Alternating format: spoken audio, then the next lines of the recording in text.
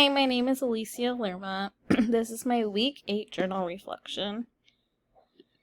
The misconception I chose to focus on was that children learning English are retained too long in a bilingual classroom at the expense of their English acquisition.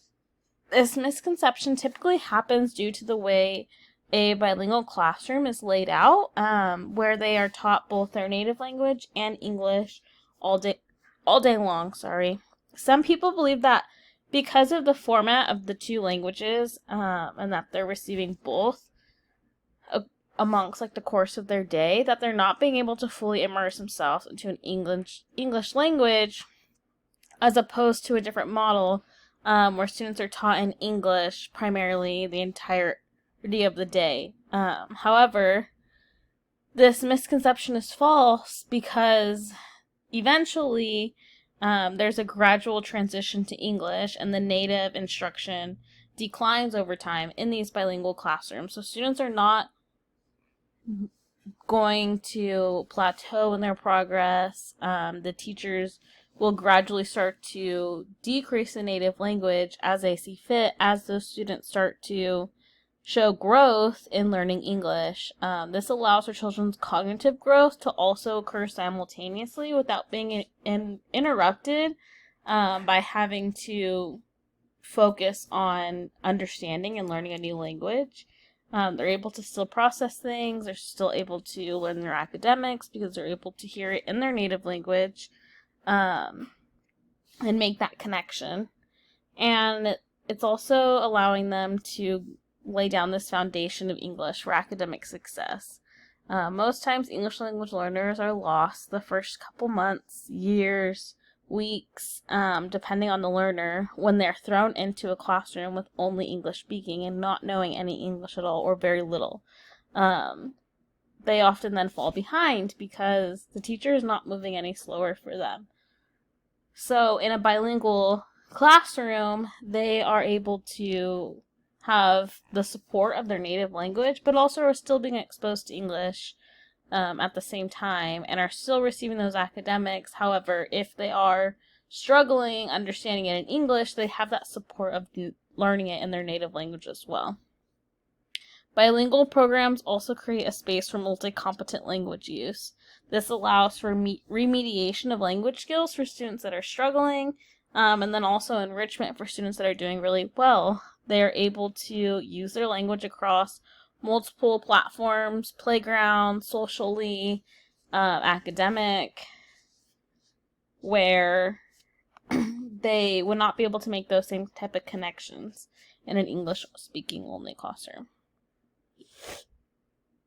So in 1974, there was an Education Act for bilingual education that specifically talked about equal education opportunities for bilingual education.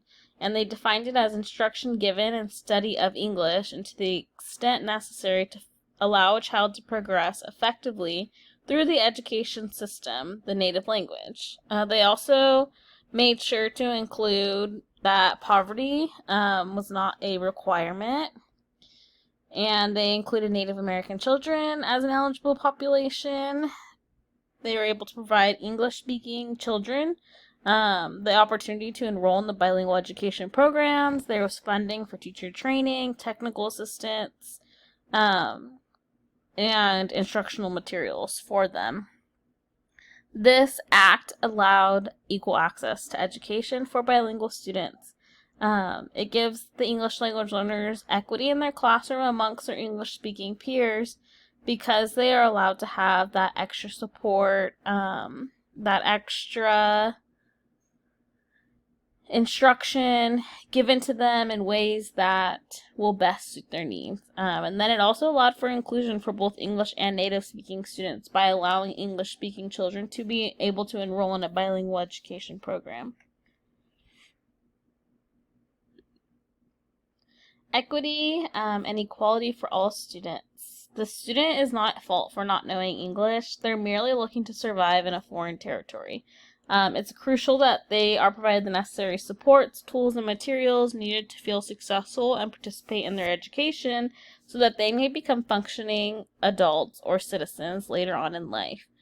as an educator, it's our job to provide them with the necessary supports that they may need specifically for them, even if they're different, so that they can have a fair fighting chance at being those functional citizens, whether it's at school, at home, in their community. All students learn differently. We differentiate all the time.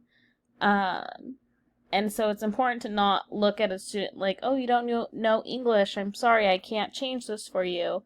But when in reality, it's oftentimes super simple to make those slight adjustments, provide them that extra support they need, restructure our days to support those students. So I think it's really important that we keep in mind that all students learn differently, and not one student is the same as another.